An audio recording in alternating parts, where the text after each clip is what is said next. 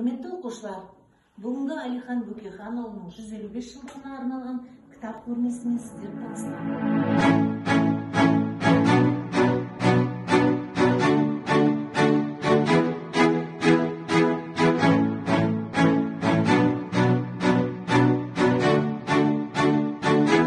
Сәлеметсіздер ме балалар?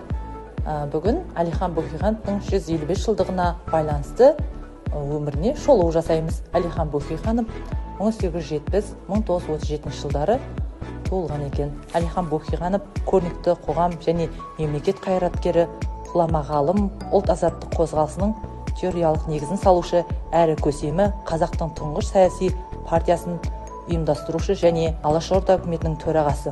Туған жері бұрынғы Семей облысындағы Қарқаралы уезінің Тоқырауын болысы, қазіргі Қарағанды облысының Ақтоғай ауданы. Әлихан Бөкейханұлы қай жерде туылған? Семей облысындағы Қарқаралы уезінің Тоқырауын болысы, қазіргі Қарағанды облысында дүниеге келген.